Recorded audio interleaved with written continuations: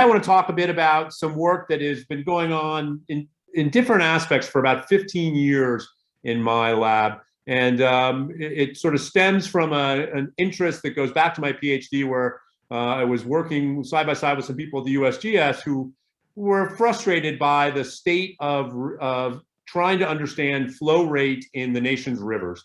And we had been doing it more or less the same way. Acoustic measurement techniques had just become increasingly popular, and they were shifting toward acoustic approaches to measuring velocity, but it still was the same old approach, which is pretty much what we're using today, a stage discharge curve, where you measure stage and you carefully measure the discharge value using a technique, and then you extrapolate that curve to figure out, based on depth of your rivers, what's going on. And that has obvious challenges.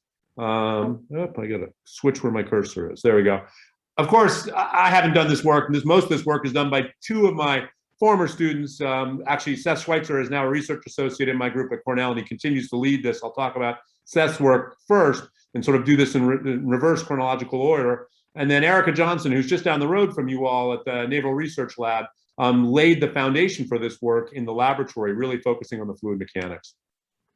So as I mentioned, the motivation really is the USGS's stream gauging program and this history of trying to figure out a better way to measure flow rate. And as we get to the increasingly evident effects of climate change and the variation we see in rainfall intensity in both high flood events and in drought events, it's becoming increasingly important to understand and accurately measure what flow rates in our nations and internationally, what our water bodies are. And so the USGS measures 7,000 different stream flow gauges, gauging stations. It's a major cost. In fact, slowly over the years, that number has been dropping due to the actual cost. And the costs are real because, in essence, we do it manually. We go out with people and we put them in the nation's rivers, and they go out with some form of technology to measure the flow rate on a given day.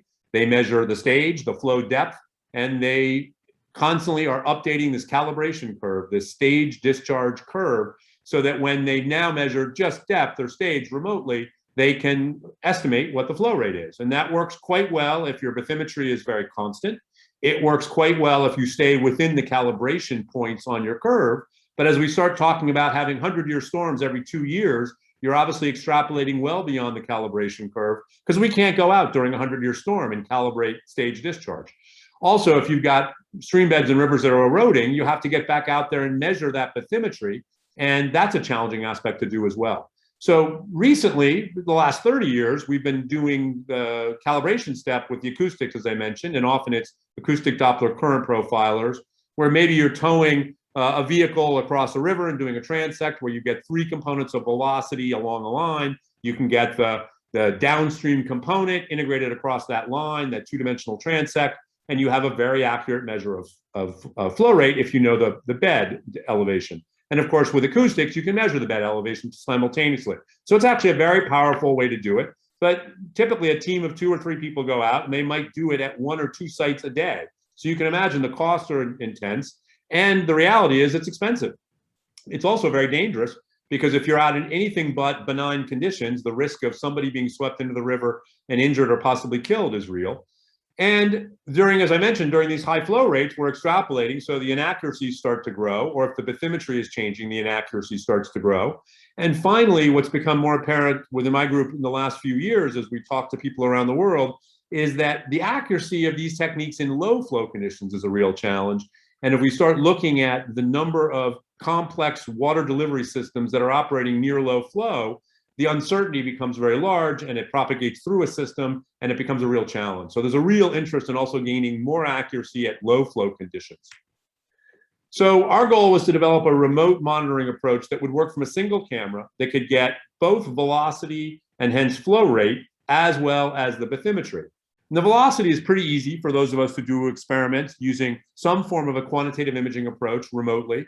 And there are different ways to do it, and there's some challenges and pros and cons of all of them. I'm going to talk about why we think infrared is sort of the next great way to do it. But we also are going to exploit the fluid dynamics to be able to figure out things like what is the bathymetry over which this surface water flows, so that we don't have to go back with ground penetrating radar or a survey stick, God forbid, and figure out where the bathymetry is, or the bed is. So I always like to start these kind of talks with the sort of, classic flow. This is the flow we're looking at, right? I'm looking almost straight down here in a local flow on the Ithaca campus, but you see boils coming off the bed.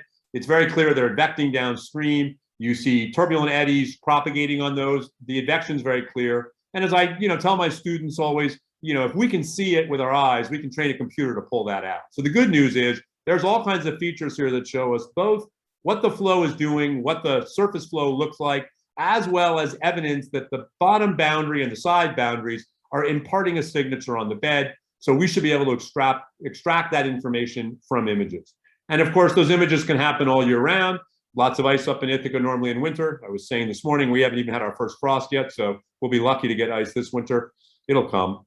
But you can also do it at night. Night gets trickier. We like to think as simple imaging using visible light, and with visible light, you're thinking sunlight, but if you light with artificial illumination, this is a shot from Switzerland, you can still see these structures at night. So it's possible to possibly do things using visible light at night as well.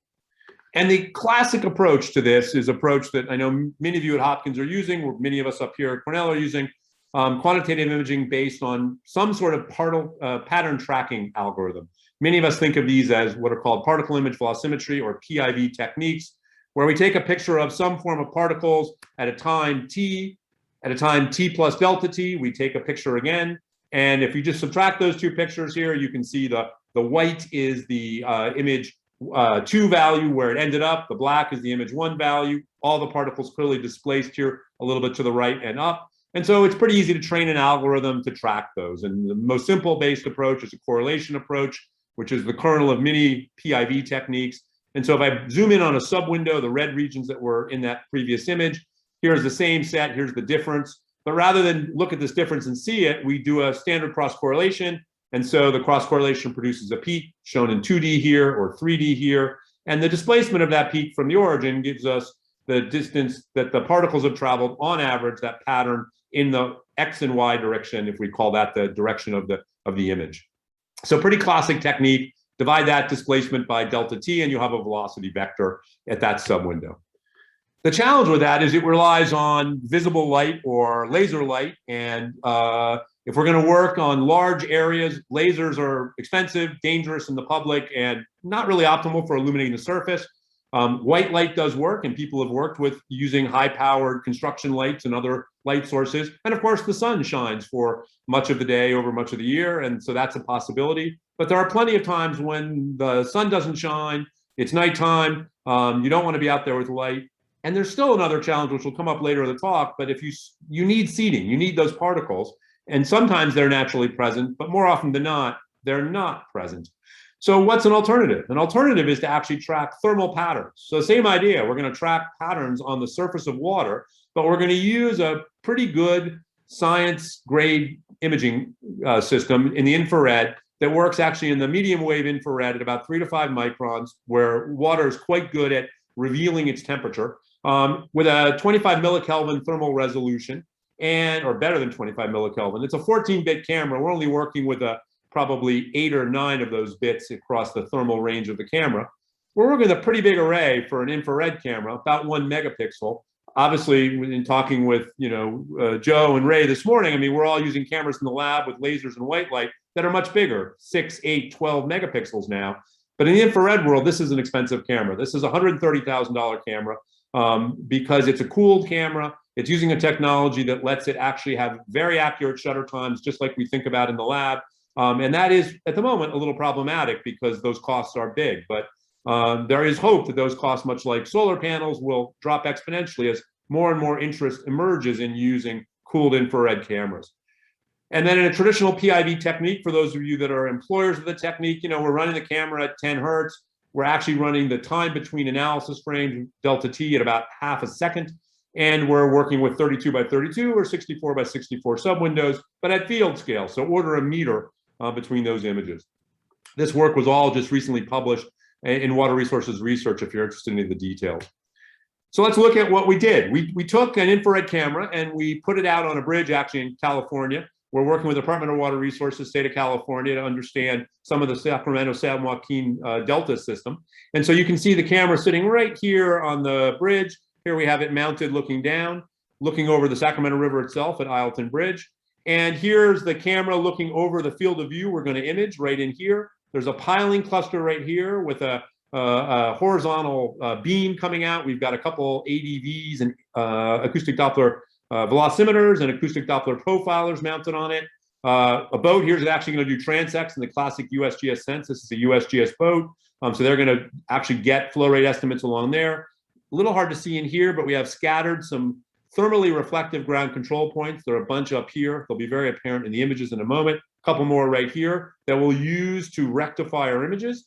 Here's a drone shot of the channel. So the beauty of it is it's really like an outdoor laboratory. This is a deep, wide, constant open channel that happens to be tidally driven in nature. And here's what you see through the camera. So immediately you see all kinds of fluid mechanics. We see Kármán vortex streaks being shed by the instrument cylinders, shed by the piling cluster at larger scales, shed by a floating platform out here with ground control points on it also. You can see the ground control points showing up in different positions scattered around the image. This is one phase of the tidal cycle. At this point at Isleton Bridge, the river always flows out towards the Golden Gate, but it is affected by the rise and fall of the tide. So here we're at sort of lower velocity or lower Reynolds number, if you will. A little bit different time. We're now, oh, I just froze. Is that moving for you guys? What happened? Try one more time. There we go. So here's, well, not quite sure why. This one doesn't want to run. So higher Reynolds number flow, you can see much more rich array of structures. Again, the Kármán vortex streaks, boundary layer turbulence coming off the side, eddies coming off the bottom. You are seeing also reflections of the surface. If this was moving, if I move up one, this one moves hopefully. Let's come back. You can see some of these are not moving. Those are surface reflections of trees. Others are moving. And so the moving patterns, of course, are trivial to track with a pattern tracking technique like we traditionally do in quantitative imaging. The fixed patterns are somewhat problematic, but if we subtract off basically a minimum image, the typical fixed pattern noise approach, then you can remove that and we can get image velocity across the entire domain. So one of the differences between working in the lab for us and working in the field is, of course, we're looking obliquely out at the field, so we have to do a georectification. We're following an approach that Todd Holland at the Naval Research Labs has been using for a number of years, where we do an intrinsic calibration of the lens camera system in the lab, and we figure out basically everything happening in the 2D plane so that we understand how every pixel maps back to the array. And then in the field, we have a 3D set of geo-rectification points or ground control points that we then do some simple, relatively simple linear algebra to go from the 3D world to 2D. And that works out quite nicely. So that's the extrinsic calibration. You do that on site. Intrinsic, in theory, if you don't change your lens, holds wherever you go. So if you move the camera around, you just have to do another extrinsic calibration. If we then take that calibrated image and look at it in its georectified shape, we of course get a trapezoid because of the field of view and the parallax corrections. And so here you see the same view, and you can see the ground control points off in the corners that were used.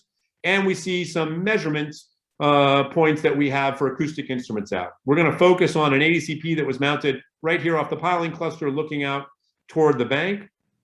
And before doing that, I'll talk just a touch about an interesting little tool we developed.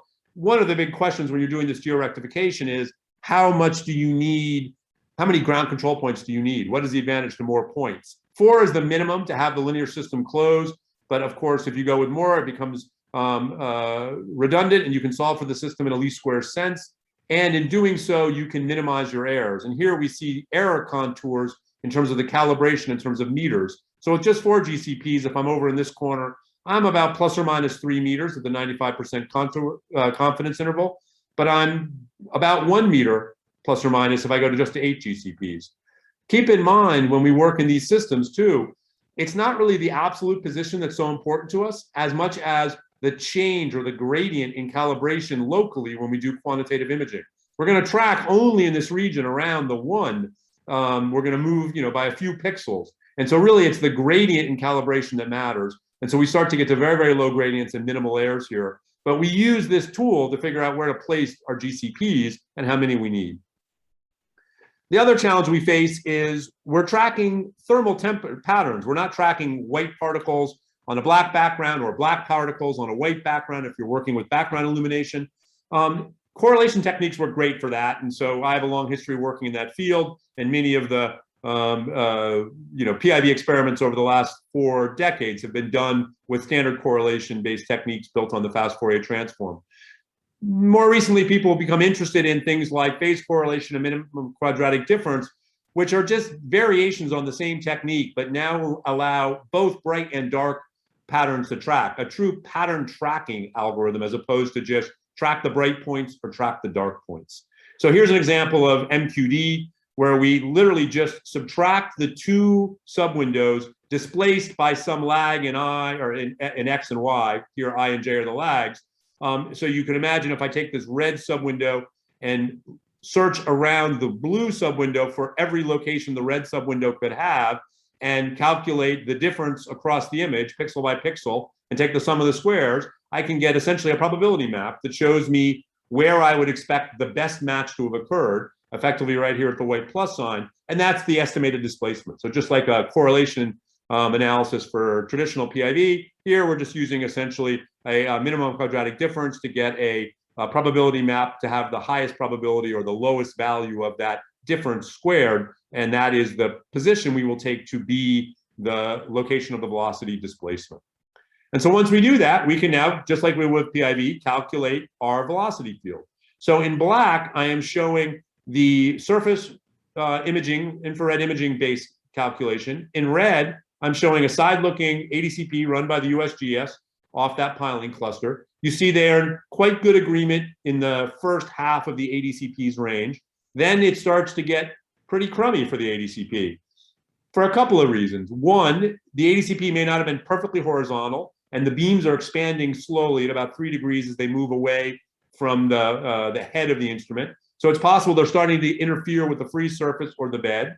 Also, the bed is getting shallower as we get in here, so the increased probability of interacting with the bed. And then, of course, you see the noise gets extreme as we get closer to the bed. We do very, very well. In fact, we're robust all the way into this region. And if you look at the video, I don't have the video of this one available today. This is actually a backflow eddy where the flow is reversed along the shore in very shallow flow. So we have high confidence that this is actually the correct mean flow. Here I'm reporting the 10-minute mean across this transect, and the 10-minute mean in that region was, in fact, 0. So the IR-QIV approach not only sort of solves some of the challenges it faced with ADCPs having limited range depending on the frequency, but also the challenges of the beams interacting with bathymetry. And the other subtlety with ADCPs is they make an assumption of horizontal homogeneity of the flow because the beams are diverging, and you're assuming that the velocity field is the same in each beam. But that's clearly not true as you interact with the bed closer to the flow and if there's any gradient in the bathymetry. So QIV solves all of those problems. So we're really happy with how this first measurement went back in 2017. We actually then took that and compared the two at a single bin, much like you would if you had a point measurement device out there. So we started by taking the exact value calculated by the surface PIV system, the QIV system in red, comparing it to the ADCP, a single bin in green. You see a dropout here where we had problems with the power supply overnight, and so we lost the images. These other regions were challenges where the imaging conditions were suboptimal. We now have a much better handle on how to ensure when imaging conditions will be optimal. It's basically based on a combination of the relative humidity and the thermal difference in mean air temperature and mean water temperature. But this looks very good, except that we do see we're undershooting, overshooting in a few spots. But we want to keep in mind, we're measuring about 0.8 meters below the free surface with the ADCP, and we're measuring on the surface with the quantitative imaging velocimetry approach. And so we know there's a boundary layer underneath this, and the USGS has spent lots of time thinking about how velocity varies in the nation's rivers. And this is a problem worldwide, so there's a lot of talk about it around the world. In Europe, they tend to call this constant alpha. We call it K in the US. But it is the ratio of the bulk or depth average velocity to the surface velocity. That number will be less than 1. And typically, the USGS recommends a value, if you don't know anything, of 0.85.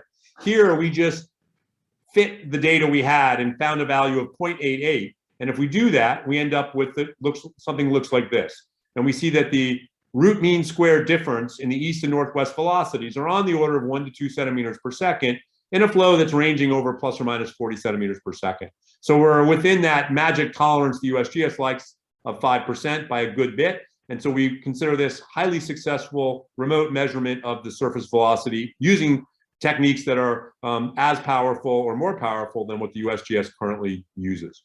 So there's mean flow. What we were interested in also, though, is really understanding how well we do with turbulent flow and starting to look at whole channel measurements. There we were focused on the boundary layer along the sidewall. So here we turn to a side channel of the Sacramento, what's known as Sutter Slough, and we mounted the camera up on this forklift. This is a 50-foot tall forklift up on a bank in the Bay Delta system. It looks obliquely across the image. You'll see this tree actually putting a reflection across the surface. Its thermal reflection will show up very near this floating platform, which has our GCPs on it, ground control points. And you'll see when we switch to that image, well, I'll go to the image now. We'll come back to that in a minute, the previous one. Here's that surface reflection. One of the challenges of working in the infrared is you have to kind of get your thinking a little different. It's not a shadow like we would see in white light, but the heat reflected by the tree. But you can very much still see the pattern of the thermal patterns of the water moving through that reflection of the tree. So again, if we just use a fixed pattern noise removal approach, we can remove the tree and resolve the velocity all the way across. You do see, again, our ground control points. There's that floating platform, ground control points on the near field. If I go back to the previous image, this is the results of our extrinsic calibration used to calculate the position of the camera. So we were worried on top of that forklift that the hydraulic ram would settle over time. And it turns out it did settle just a little bit. If you notice the scale on the left-hand side here, this is meters. So you can see in the vertical, the bottom panel, we dropped by about 5 centimeters over the course of something on the order of a day. Not even a day, about a half a day. And that was the hydraulic ram holding up that fork truck settling slowly. So we had planned on measuring that. It actually was much less of an error than we expected by putting a real-time kinetic GPS system on the camera. So we tracked that with the open circles.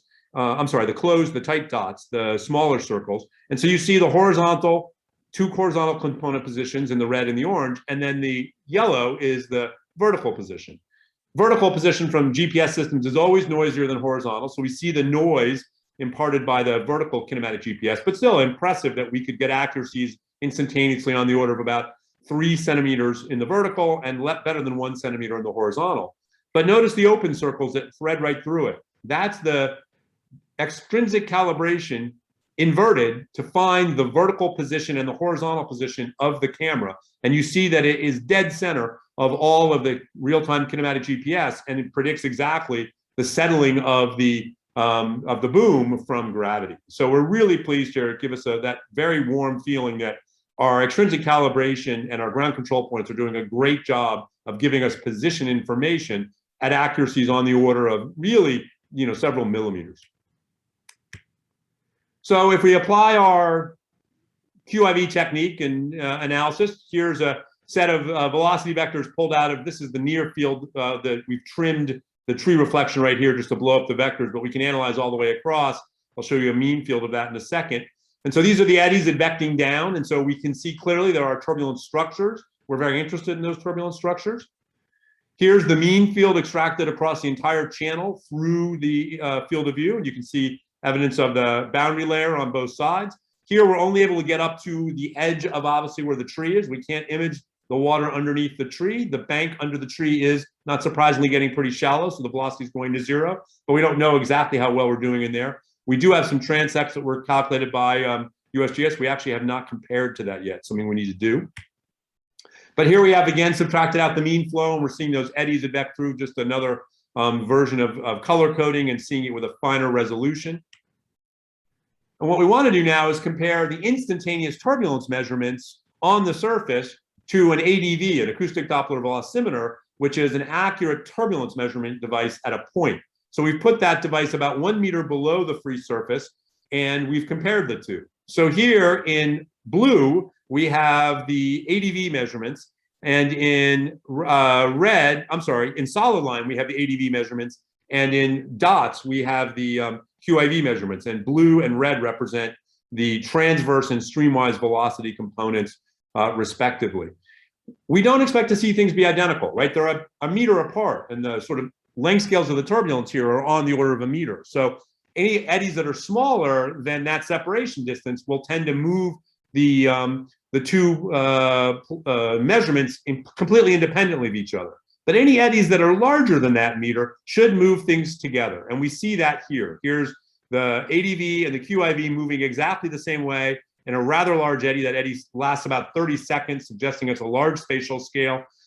We see here's a smaller eddy in time, only 10 seconds perhaps, moving in the opposite direction. So clearly this was an eddy that's at a much smaller scale. Obviously the mean is very, very close between the two, and the turbulent structures look very similar. So visually, this is very pleasing, but how does it look quantitatively? If we calculate the spectra, we can compare the two techniques for calculating spectra.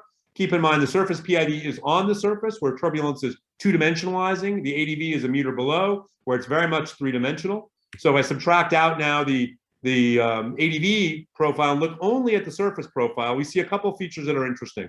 Here's our classic inertial subrange. The black line is in a -5/3 slope, but the red line is steeper, approaching -3, so a backscattering as we approach the free surface and see the two-dimensionalization of the turbulence.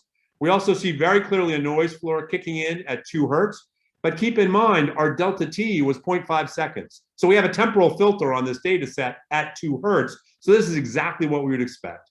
If we wanted higher frequency resolution, we would have to drop delta T. We did sample at 10 hertz. We could use a dynamic delta T approach to pick different frequencies to allow us to actually extract higher frequency or lower frequency information in time.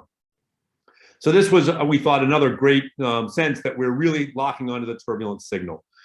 We like to look at the scatter plots to see how things look. The free surface scatter plots, a little more sheared, as we would expect potentially, because the eddies are splatting on the free surface and they're being strained in the streamwise direction by the very strong streamwise flow. In the water column ADV showing a little bit less Reynolds stress, both with a classic negative tilt because of the coordinate system we're choosing. And if we actually calculate the traditional metrics from these 2-point measurement approaches in time, we can see that the mean velocity is within order a percent or so here, 3% or so here. The vertical velocity or the transverse velocities have been forced to be 0 by the same. The surveying, I should mention, the USGS went out with a survey team to survey our instruments, and there was a little confusion between the divers who set the instruments and the survey team, and so we don't have a great sense of the rotation on the instruments. So we aligned the transverse velocity in the mean to be 0, forcing the streamwise component to be maximum. So this is slightly, biased toward a good measurement in that we don't know exactly what the direction of the instruments we're focused on, but it's a pretty good approximation that each instrument would see its maximum velocity in the streamwise directions and a near 0 velocity in the transverse. So I think this is a very fair comparison. Obviously, the ADV is a 3-component device, and there are 3 components of turbulence at that depth, whereas near the surface, it's a 2-component device. But here's the turbulent intensities. We see the ADVs measuring a slightly smaller turbulence intensity at depth than at the free surface, but the splat effect of the turbulent eddies hitting the free surface should redistribute the turbulent energy into the horizontal components. So we would expect these 2 eddies to have more energy.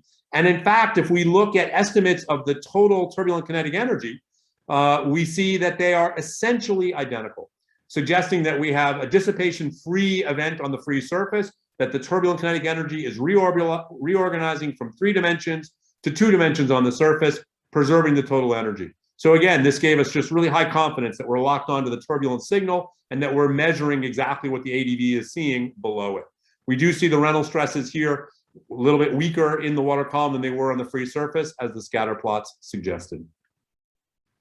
So as I mentioned at the beginning, we love the turbulence because we're interested in using turbulence metrics to extract information that will be valuable for lots of aspects of environmental fluid mechanics, but in particular for measuring the bathymetry of the flow. I'm going to step back to some work done in the late 90s by a group called the USGS Hydro 21 Committee, led by Ralph Chang. And it's what really first exposed me to this problem. They were very interested, as I mentioned, in remotely sensing flow rate without having to put people in harm's way in the river. And so here we're looking at a radar system that's deployed from the riverbank that can be driven up to the bank, and then using a low-frequency radar to basically track capillary waves and turbulent ripples on the free surface that will scatter radar waves back, and it uses very much like a standard acoustic technique or a one-dimensional PIV type technique to then infer the velocity at rather large range bins across the river. But if you do some averaging on that, like you would with an ADCP, you can get quite accurate streamwise flow velocity in the streamwise direction here, but a transverse transect of that. But you still need flow depth. So they get flow depth, I'm showing on the right, a ground penetrating radar system carried across on a traverse that is just hanging below the water surface.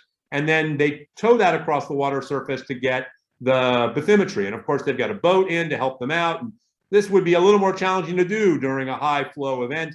And so you wouldn't necessarily want to be able to out there measuring bathymetry if you're trying to catch it in real time.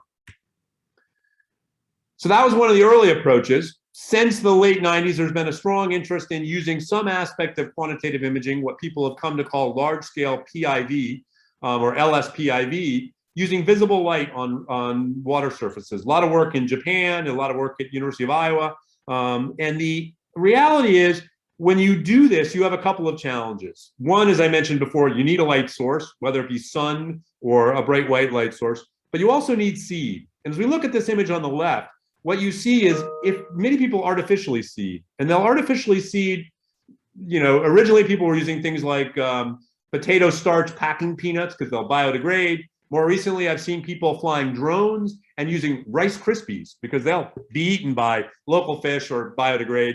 But as we all know, there's a lot of surface turbulence, and the surface turbulence is going to lead to surface divergence, and that's going to lead to convergence zones. And so all your particles pretty rapidly collect in those surface convergence zones. So now you're measuring the flow field of the surface convergence zones absent particles in the upwelling zones. And so you have a biased measurement, and it's very hard to get a whole field measurement here. So it's tricky. People have tried to get around it by looking at other approaches, essentially correlating along columns and hoping that particles randomly, because of the georectification, will sort of end up in lots of spots. But it is a real challenge. And of course, you still have the white light image issue. You need to provide a light source and provide some sort of seed.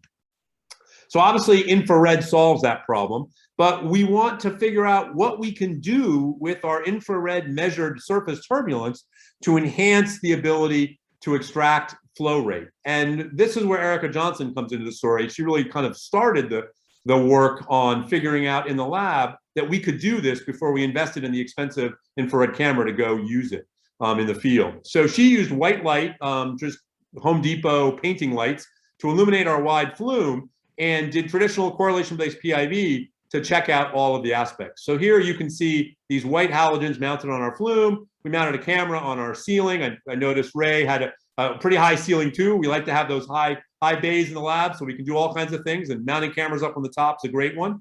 And so this is a wide open channel. Here it is pictured. So you see 4 of the $17 Home Depot lights aimed upstream. Here's the other 4 on the bank aimed downstream. So she's illuminating a 2 by 2 meter square patch on the surface. You can't really see it well here, but right here she has a careful seeding system just upstream before the eddies on the surface will do too much redistribution into convergence zones. So she has pretty good seeding across the entire flow. She is dripping in some seed particles there, as well as stirring up, using the sort of ambient turbulence in the flow, stirring up particles that are already in the flow. And we looked at several different bathymetries. So she did flatbed, of course, but then prismatic. Then she did, well, still prismatic, but did a shallow floodplain with a gradient bank, a very two-dimensional cross section. Also did a half gravel roughness height about 1 centimeter, smooth bed on the right. And so we looked at all of these different roughness Reynolds numbers, different bathymetric fields, and used traditional surface PIV to get the surface velocity field. And this is what you see. So here are images on the surface, 2 different flow depths. On the left, the flow depth's about 6 centimeters. On the right, the flow depth's about 20 centimeters. Velocity in each one is pretty similar, order 25 centimeters per second.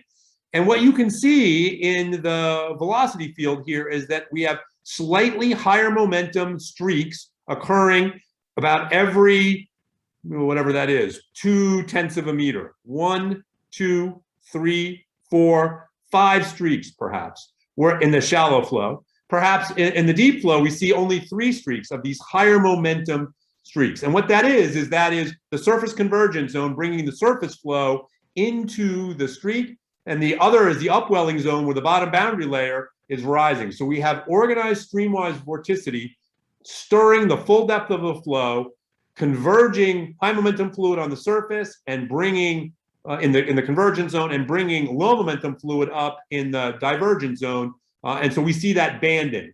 And that to us, of course, immediately says there are length scales in the flow that are providing evidence of the flow depth. You can see this is a very different looking mean velocity field than this.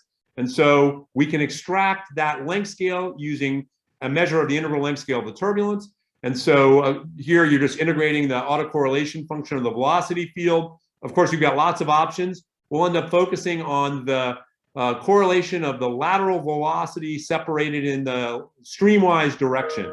We did this, we tried all 4 of the correlations that we could pull out of the surface 2D velocity field. It turns out this converged the best and gave us the best resolution, not surprisingly, in the transverse direction. So here are the length scales one pulls out. So this is the total width of our flume. It's a 2 meter wide flume, so non-dimensionally going from -0.5 to 0.5. Here is L221, the lateral velocity separated in the longitudinal direction. And what you see is the purple and the blue are the very shallow flows. We're getting deeper with the red-orange. We're getting still deeper with the green and deepest with the black. And so we get a very strong sense that there is a variation in bathymetry in each of these flows. We can now do a simple linear correlation or regression and back out what the calibration is for L221 back to flow depth. And so that gives us a way to predict flow depth from L221. We, of course, have the mean velocity measured on the free surface. So here's the total mean velocity profile. You see the sidewall boundary layer. You see evidence of these higher momentum streaks in the flow due to the streamwise organized vorticity and then the other end of the velocity field.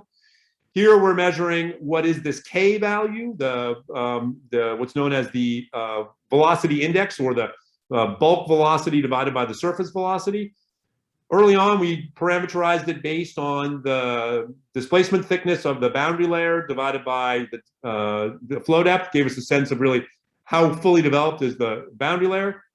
We later on ended up using the shape factor, worked out better. I'll come to that piece of the story in a moment. But here you see a pretty good correlation with picking out this value K as a function of delta star on H, the displacement thickness divided by the flow depth. So that gave us a way to predict both K and the depth average velocity and the bulk velocity from that. And then we use the integral length scale to get flow depth. You combine those two together, and you have an estimate from one single camera measurement of the flow rate using large scale PIV against a acoustic flow meter in our supply pipe for the channel. And so we see here a very tight correlation and a great prediction of the total flow rate. So this was sort of our first proof of concept that this technique might work in the field. Erika's done a great bit of work from this data set to improve those estimates. Before getting to that story, though, let's come back and see how this applies in the field. So we're back at our field site now with the infrared imaging and Seth's data. And so the idea was to use Erika's approach and then grab the integral length scale, but we were slightly lazy getting ready for a report to the Department of Water Resources and realized there's more tricks to it than we originally thought, in that we've got to deal with calibrating those images, figuring out how to deal with the integral length scale and these spatially varying calibrations. So we tried something quick and dirty to see how it worked. We used the infrared images and just did a autocorrelation amongst the pixel intensity. So a simpler correlation. We developed that correlation in the streamwise direction across the infrared images.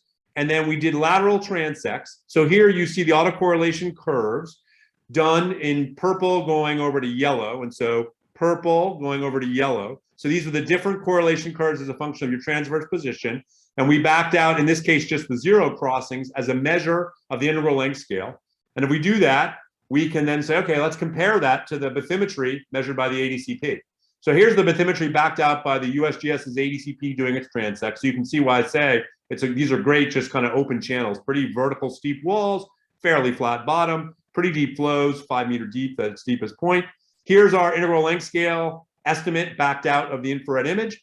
We then just did a single constant calibration, least squares fit to the bathymetry calculated by the ADCPs, and this is the comparison. So we've done no real work with the velocity field yet. This is just the infrared images itself for a quick estimate if you were doing this on the fly in the field, and it looks remarkably good. So super promising, and we're now going back and working on actually doing it from the velocity field as well. But this is holding us sort of very strong evidence that we think we may not even need the velocity field. The correlations of the thermal patterns emerge in the images themselves, of course, and that length scale can be calibrated. So this is working very, very well.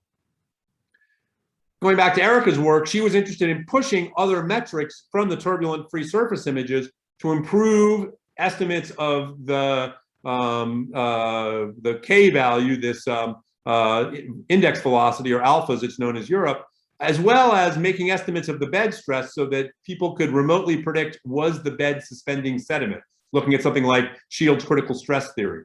So if you go ahead and go back to work by Nezu, who's done a lot of work on open channels, and look at one of his empirical fits to how the dissipation varies with depth, and invert it for U star, given you know epsilon, and we measure epsilon, the turbulent dissipation, on the free surface using some form of direct or second order structure functions or spectra.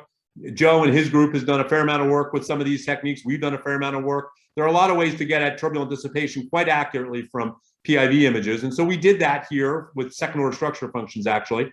And we can then extrapolate that from knowing the bed depth from the measurement made by the integral length scale. So we can then curve fit down to the bed and estimate U star. And how does that look? Well, we predicted U star from that technique, and then we measured it using an acoustic Doppler velocimetry profiler near the bed and just extrapolated from a classic mean boundary layer fit. Whoop. And it looks really good. We see that the two are in excellent agreement, and so we can remotely predict bed stress from the free surface. Erika also looked at improving her estimates of the index velocity. And so here are those ADV measurements she used to find the actually the U star estimate along the bed. And she's curve fitting a simple power law here with different power exponent, well, not exponent, 1 over exponents, m's. So 1 over m is the exponent for the power law. So you see her power law in the rough wall varies, you know, all the way down to maybe 2.7, as high as about 7.2 in the glass boundary. And here's all the different powers fitted against the shape factor. So this is the ratio of the displacement thickness to the momentum thickness, because she found that actually collapsed our data better. And you can see a very good prediction with her m over m plus 1 line here. And she ends up then, oh, I went the wrong way. Did I do that right? There we go. So here is the estimated improved value of K, or UB over U surface, against m over m plus 1. And that says it's a great model then for an improved estimate of this index or velocity index. And so with that, she went back and redid her calibration to get our Q LS-PIV from against the flow meter, and she improved things drastically. That early plot I showed had a correlation of about 0.90, not 0.92. So globally, it went up to 0.93, and then in the rough bed cases, it's all the way up to 0.98. So we're doing really, really well, particularly in the rough beds. And of course, rough beds tend to be the way natural environments are. So this was a nice improvement of the technique. So with that, I'll just mention some emerging questions as we continue to work on these techniques. And one is, we're imaging in the infrared. And in the infrared, of course, we're imaging the top 100 micron of the flow.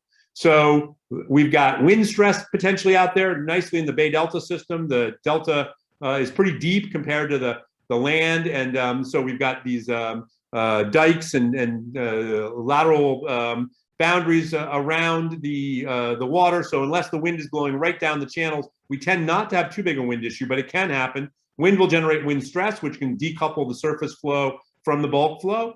Waves will be generated. That can decouple our measurements and lead to wave-wave correlation. And of course, we are in a tidal system. We could see stratification if we move further downstream and get into the salinity wedge.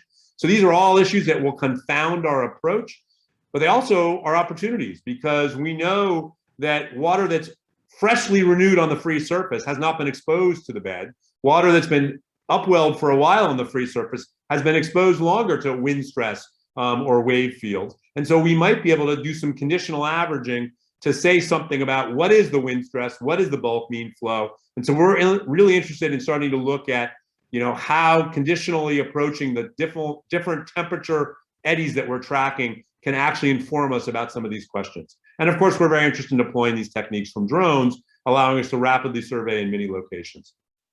So I think I'll stop here and summarize by saying what we've got really is I think a pretty powerful non-contact measurement technique that can cover very large spatial scales, small as well, but we're working at thousands of square meters, tens of thousands of square meters already. No reason you can't go bigger. High temporal resolution is possible. We're already operating at 10 hertz. The spatial resolutions can be down at order of centimeter. We, of course, can measure the instantaneous velocity field quite accurately. We think LSPIV and other techniques that are relying on particles struggle with this because the particles organize pretty rapidly over the convergence zones. And of course, we don't require light, so it's an easier technique to deploy. We can calculate all kinds of high order metrics from which we can get things like bathymetry as well as bed stress. And we think it's a promising path to a single instrument remote sensing approach to things like flow rate.